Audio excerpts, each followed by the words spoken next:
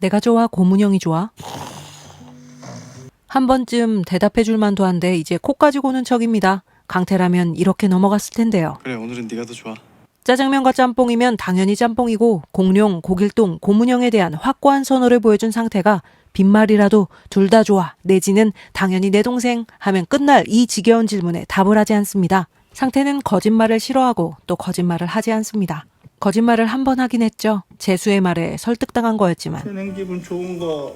거짓말을 한다는 사실은 상태를 굉장히 불안하게 합니다. 강태가 우리 쫓겨나는데. 불안은 강태가 상태에게 화가 나 고함쳤을 때 나타났던 반응과 정도는 다르지만 유사하게 나타납니다. 강태에게 미움받게 될까 두려워하죠. 형이 밉다. 상태는 왜 이렇게 거짓말을 싫어할까요? 상태가 강태의 거짓말 때문에 속상했던 기억들을 되짚어 보겠습니다.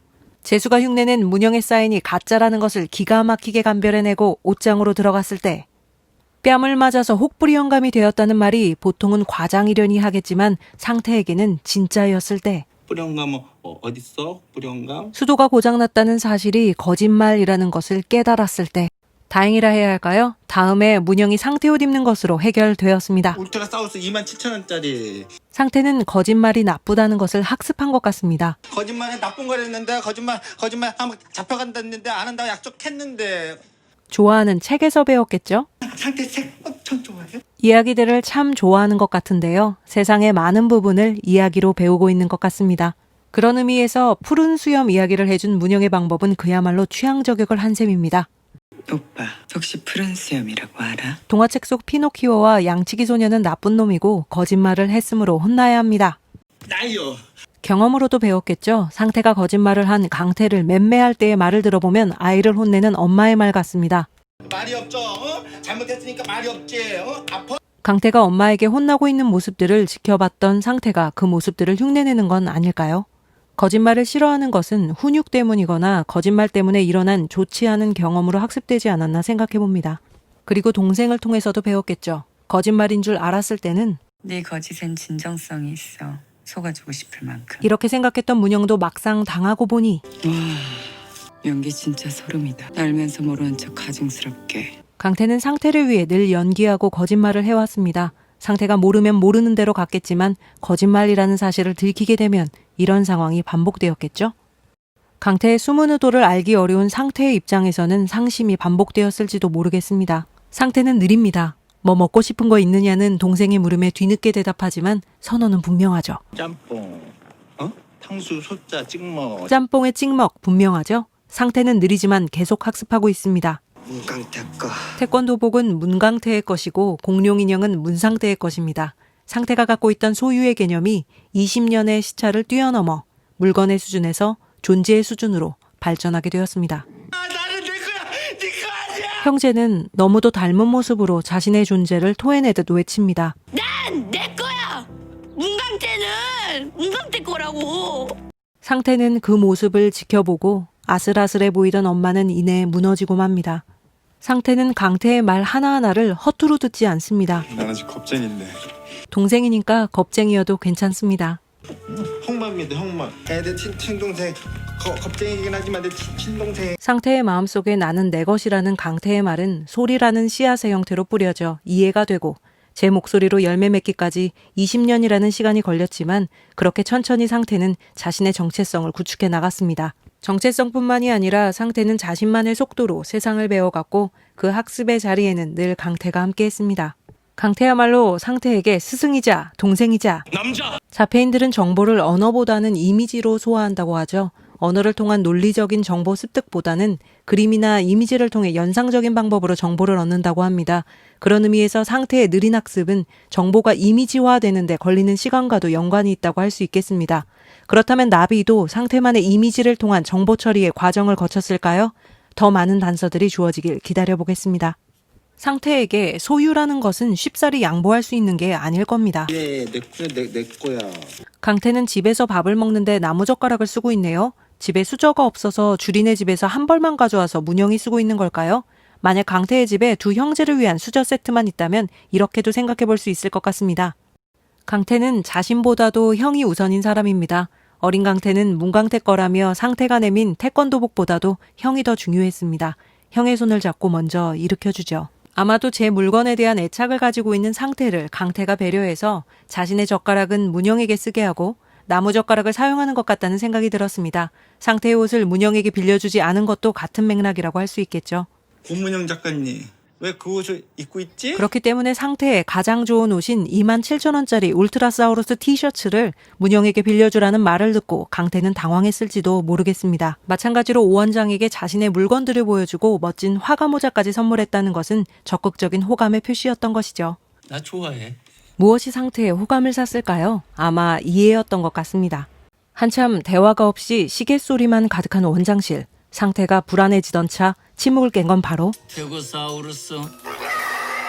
병원 정원에 앉아 대화를 하면서 상태의 고길동에게 문영도 관심을 보였죠. 요 공룡도 귀엽답니다. 강태가 상태를 문영의 집에 두고 떠난 뒤 문영은 상태의 불안을 알아보고 이렇게 말합니다. 오빠 걱정하지 마. 걘 오빠 못 버려. 문영은 상태를 이해하고 있습니다. 오빠 우리 집에 들어가 있어. 상태를 단숨에 진정시키는 문영을 바라보며 오 원장에게도 아직 이야기 못한 나비 이야기를 술술 하려는 형의 모습을 보며 강태는 아마 오랫동안 듣지 못했던 답을 알아버렸는지도 모릅니다. 하지만 그 답은 강태가 생각하는 것과는 또 다를 수도 있을 것 같습니다. 형에게 버림받고 낙심한 강태를 결국 울려버리고 마음을 돌이키게 한 찢긴 형의 계약서처럼 숨겨진 형의 사랑이 강태를 어떻게 감동시킬지는 또 모를 일이니까요. 상태의 문영 사랑에 서운할 사람이 하나 생각나네요. 재수씨, 어떡하죠? 형님 사랑 이번 생에는 이루어지기 어려울 것 같습니다. 짬뽕 그릇으로 살며시 다가가던 재수의 숟가락, 그리고 단호히 쳐내는 상태. 어우 서운해. 하지만 고봉밥 먹는 문영에게 이렇게 묻죠. 콜이라는 말에 바로 자신의 밥을 덜어주려고 합니다. 하필 그 고문영입니다. 재수씨의 울부짖음이 들리는 듯 하네요. 내게 돌아오라고 제발. 늘 그렇듯 역사는 반복됩니다. 니네 형은 너 버렸어. 하필 같은 일이 문영의 눈앞에서 일어납니다. 문영은 이 형제를 지켜보고 있습니다. 강에 빠진 형을 두고 어린 강태는 갈등하다 도망칩니다. 하지만 몇 걸음 가지 못하고 형에게 돌아가죠. 자신의 몸을 차가운 물 속에 던져 넣습니다.